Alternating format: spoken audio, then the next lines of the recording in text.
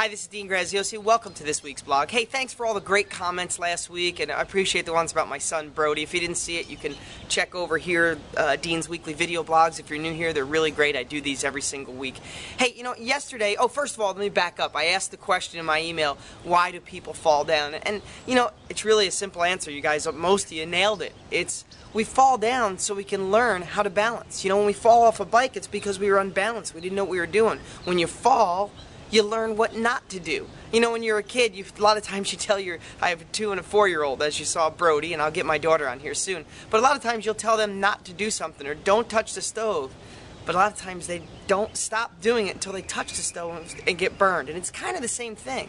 When you fall, you're learning what not to do. So rather than always looking at what went wrong as a bad thing, look at it as a way that you figured out what not to do so you could build towards success. Okay, the last 2 days I just spent in my high-end brainstorm. I call it my 25K group. It's really my genius network marketing group. Joe Polish is the facilitator, great guy, puts together some really smart, successful people, and we talk about how to bring our lives to the next level, our businesses to the next level. I share with you guys a lot how I could be a better teacher to students just like you every single week and provide a good message.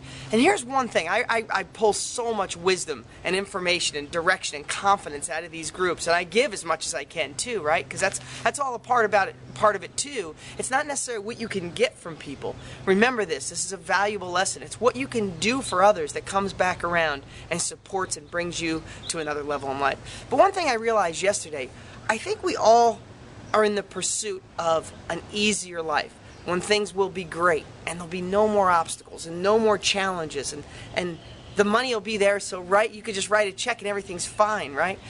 And I think it's a lot less of that and more of the journey that we're on. Now, the journey we're on, we could look at everything that goes wrong as just the worst thing possible, or we could look at better and more efficient ways to overcome those problems and recover from those problems. I think that's a really big word.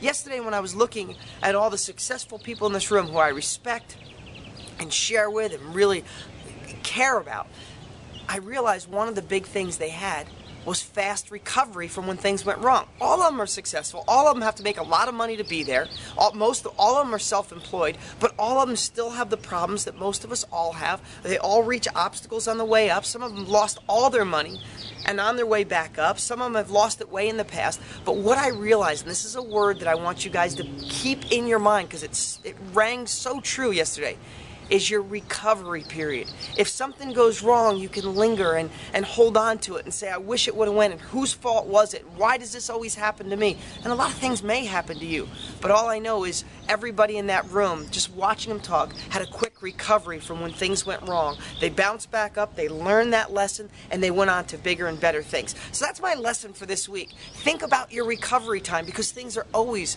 going to go wrong. Things are always going to not go down the exact path you hoped in some circumstances. I love it when they do, but they're not always. So what you got to realize is, even on your way up, after your first deal, your 5th deal, your 20th deal, your 100th deal, your 200th deal, like Matt Larson, I use his name a lot because he's still hitting obstacles along the way, but he's learned how to recover, and all successful people do. So I want you to put recovery rate somewhere and learn that when something goes wrong, it's your turn to bounce back and start fresh and use that lesson. I'm Dean Graziosi. Thanks for watching. Want to let you know too, I kind of been keeping this a secret. I'm working on a brand new book, and it is, well, I always think it's my best book, but it's a really amazing book. I'll share that more with you in the coming weeks, but I'm working my tail off getting it done for you guys. I'll chat with you next week. Bye.